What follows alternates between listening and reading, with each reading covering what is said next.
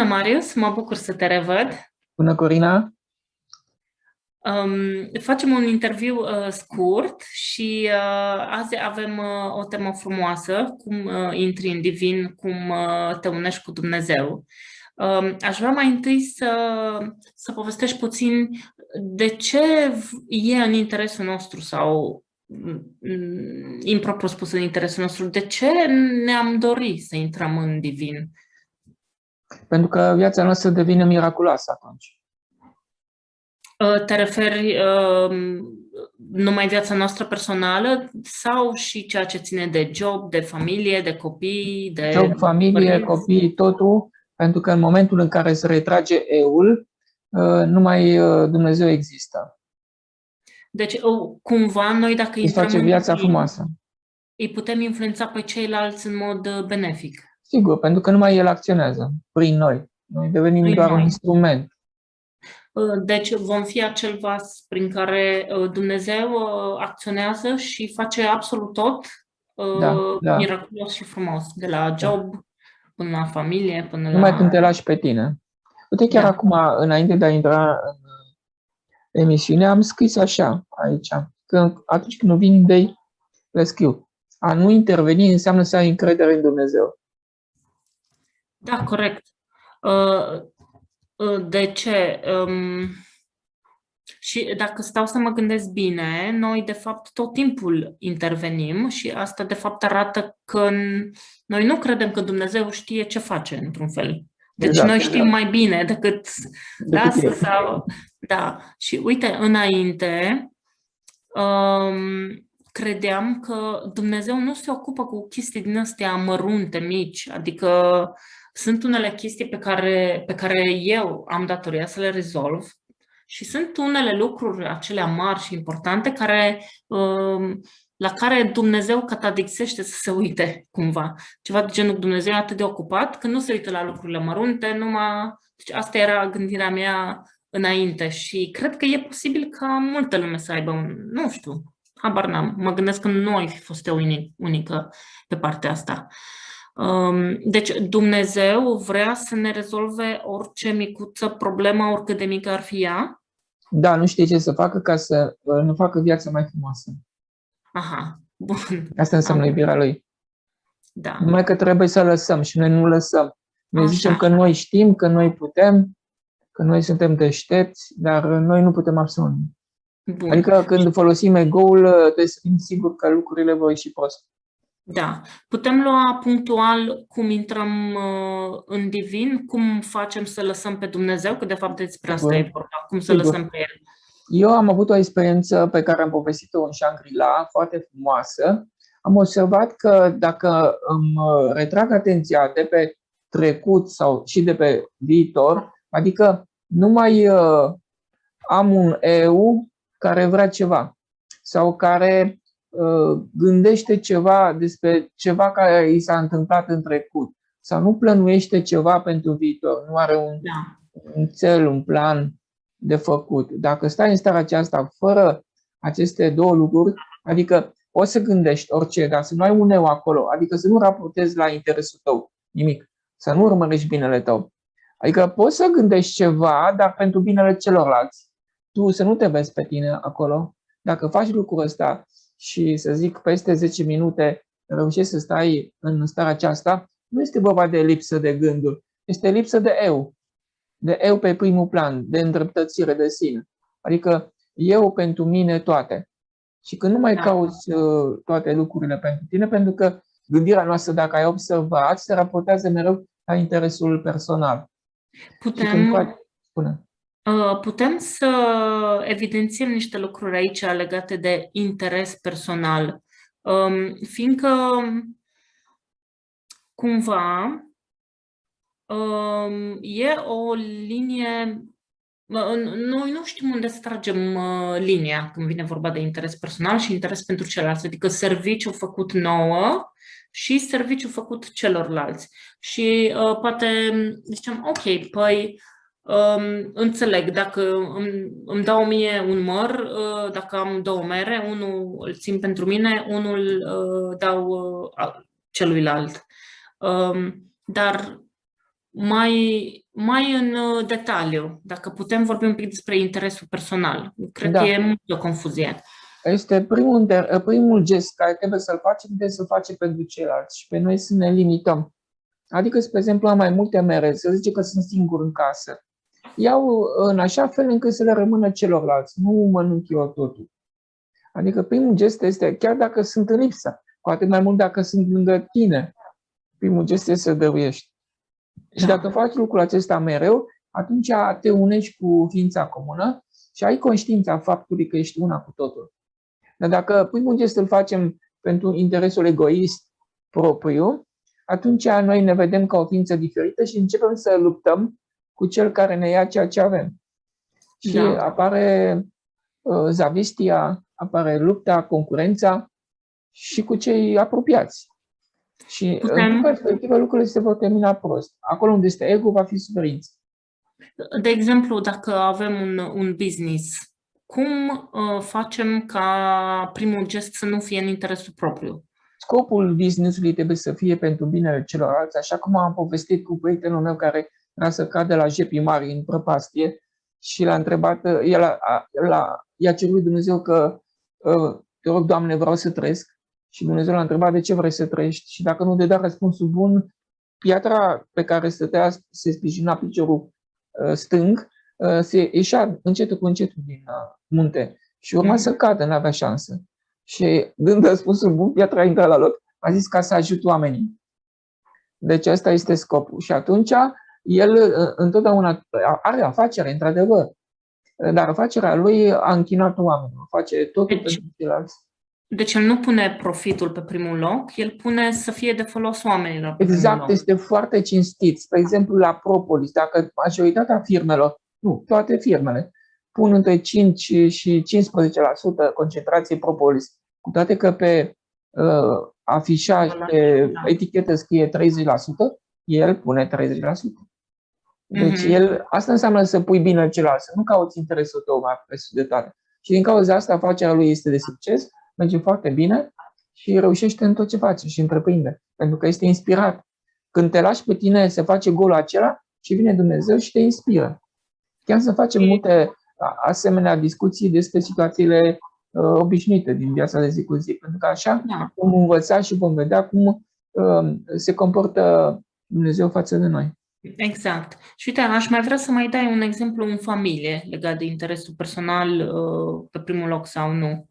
În câteva exemple pentru cei din familie, pe tine nu te iei în seamă, ești ca o albinuță, te oferi tot timpul, sari în ajutorul lor și nu iei seama la greutățile care îți apar din față și cauți să fii împăciuitoare, să fii înțelegătoare, să le oferi mereu întâietate și asta este foarte important. Spre exemplu, femeia, într-adevăr, dacă oferă întâietate bărbatului, adică îl servește prima dată la masă, atunci intră imediat armonia în familie. Pentru că ea, de fapt, nu respectând bărbatul, respectă principiul masculin, inițiator al creației, deci îl respectă practic pe Dumnezeu, adică este credința aici, credință practică, aplicată. Dacă se opune lui și face totul pentru ea și nici nu le ia în seamă sau îl critică și îl atacă, atunci ea îl atacă pe Dumnezeu și atunci totul se destramă în familie. Copiii nu mai învață bine și nu știe de ce. Sau afacerea nu mai merge bine pentru că îi distruge echilibru. Este foarte important pentru femeie să îl susțină pe bărbat în orice face, pentru că el atunci va fi inspirat și va fi susținut de Dumnezeu în tot ceea ce face și afacerea lui va fi de succes. Numai din faptul că femeia îl respectă. Cei de la țară știau lucrul acesta și îl respectau pe bărbat, îi spuneau și Domnule. Îl așezau la masă, îi dădeau să mănânce primul, femeile stăteau în picioare, doar îl serveau. Deci este foarte important ca principiul masculin să se dea întâietate. Nu este un lucru înjositor. Femeia devine mai feminină și bărbatul devine mai bărbat. Și are nevoie să fie bărbat, pentru că el atunci, având nevoie, că asta înseamnă dragoste, iubire față de bărbat, să îi dai întâietate. Când el simte că este iubit și respectat, atunci el nu știe ce să facă, să o crotească și să le fie lor mai bine. Se dorește total. Și opusul este că dacă femeia nu îl încarcă cu iubire, săracul va trebui Se să stinge ca o refugieze plantă. da, se stinge ca o plantă și tocmai ascultam adineauri un fragment dintr-un interviu anterior în care spuneai că băutura, refugiul în alcool, devine un mod rapid de a se încărca cu energie, fiindcă aceasta nu vine de la femeie și cât timp el bea, e acolo în pace, e mulțumit, nu mai are gânduri de critică, de nimic. Adică Și anesteziază critic. da. Evident că nu este de dorit, dar dacă am înțelege cauza, adică, Doamne ferește, nu se înțeleagă greșit că gata, toată lumea se pune pe băut, dar dacă am înțelege cauza, de ce ajung bărbații, de exemplu, să fie alcoolici, putem adresa altfel problema, evident, și soluția vine de la alt nivel. Pentru că femeile nu sunt iubire orice ar fi. Dacă el ar fi iubire orice ar fi, el ar avea încredere că totul va fi bine în familie, nu va avea grijă și își va concentra toată atenția să poată să fie bine în familie. Da. Aici îți dau dreptate 100% că femeile nu sunt iubire orice ar fi cu bărbații lor, fiindcă ele nu sunt iubire orice ar fi cu proprii copii. Dar aminte cu bărbatul. Adică văd pe pielea mea cât este de greu să iubești, cât e de greu. Cât de mult își bagă ego-ul coada și te împiedică să iubești necondiționat. Dar rolul copiilor chiar acesta este, să scoată iubirea din mamă. Da. Bun. Revenim la subiect. Da, revenim la subiect. Deci, ce fusese? Legat de interesul personal, pe asta am lămurit. Deci, urmărim să nu avem un eu care face ceva sau care a făcut ceva în trecut sau care plănuiește să facă ceva în viitor. Poți să gândești orice, însă să nu fie un eu în spate. În momentul în care gândești un eu în spate care vrea ceva pentru sine, poate să existe un eu care vrea totul pentru ceilalți, pentru că atunci nu mai este un eu egoist, ci este eul comun, ființa comună. Să încercăm cumva să tindem către un eu comun, nu către eul egoist. Gândurile să fie ale eului comun. Și să vezi ce se întâmplă. Eu, ca să obțin această stare, aveam un pat care avea o tăblie înaltă cam de 1,5 metru. Și mergeam pe tăblia aceea în echilibru, dus întors. Aveai 6 ani sau cât aveai? Da. Ca să nu mai fiu atent la gânduri. Pentru că dacă gândurile veneau, ele zbârneie ca și o albină și dacă le acorzi atenție, deci principalul este să nu-i acorzi atenție și să nu petrești timp cu ele. Asta este esențial. Adică să nu te duci în povestea pe care ți-o induc ele. Și dacă faci lucrul acesta, eu dacă îi acordam atenție, cădeam.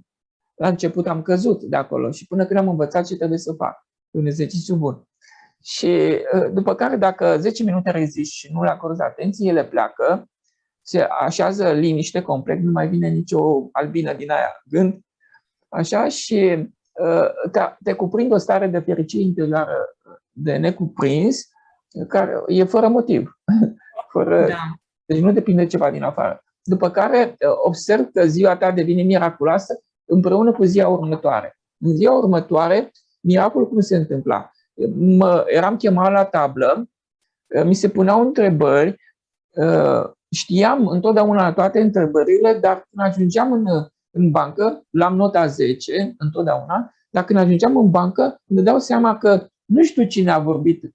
Deci un sentiment de desprindere, dezidentificare de eu. Nu știu cine a răspuns, pentru că nu știu unde au venit acele răspunsuri, iar profesorul mi-a pus acele întrebări care le-am știut. Deci și profesorul și eu nu mai eram eu. Adică aveam sentimentul că cineva juca acea piesă de teatru, iar eu nu eram niciunde. Deci dezidentificarea era foarte puternică. Însă ziua era miraculoasă și minunată. După care am observat că, deci dacă faci 10 minute de lipsă de gândire egoistă pentru tine, proiecții de viitor și socoteală ce s-a întâmplat în trecut, atunci câștigi încă o zi minunată. Și așa adunasem, spre exemplu, o săptămână. După care am zis, hai să cochetez și să mai văd ce se întâmplă dacă eu mă gândesc, intru în gândurile egoiste. Așa, Erau da. foarte tentante. Sunt extraordinar de tentante. Sunt Sunt ca extraordinar de tentante. mierea de albine, ca ciocolata. Sunt cele mai faine gânduri. Da. Și am acordat atenție, am intrat în ele, mi-am pierdut liniștea și pacea și starea de bine. A venit o stare de nervozitate, de urgență, așa, de neîmpăcare cu sine, care este, de fapt, în clipa respectivă s-a activat ego-ul. Ego-ul generează neplăceri, deci un dușman, un adversar, și ziua următoare a fost o zi neplăcută și mi-am pierdut grația, de fapt. Da. Dar dacă cedezi, de exemplu, 5 minute urmărind gândurile, pierzi mult mai mult, pierzi 2 zile. Deci 5 minute era un lucru foarte grav pentru mine. După care am rămas în starea respectivă continuă. Mi s-a părut ceva miraculos și am zis că acel lucru bine că îl știu și pot să-l experimentez cum vreau eu. Dar totuși am rămas în gândirea aceasta egoistă. Da, fiindcă, cum ai spus tu, e foarte magnetică, te atrage cu foarte mare putere. Și mă bucur că ai specificat să faci când ai zis de exercițiu, 10 minute de lipsă de gândire egoistă și ai zis gândire egoistă, că înainte mai spuneai tu 10 minute de lipsă de gândire, tu ești capabil să nu ai gândire, dar noi, oamenii de rând, majoritatea oamenilor nu avem capacitatea de a mări golul acela dintre gânduri, cred că, nu știu, câteva secunde, nici de cum minute. Cel puțin în afară de tine, eu nu cunosc pe nimeni care să zică că nu are gânduri 10 minute. Și atunci, da, e foarte important să știm, ok, 10 minute de gândire neegoistă. Putem face lucrul ăsta, de gândire în interesul celorlalți. Deci chiar mi se pare un exercițiu foarte bun. Și chiar am să-l încerc foarte curând.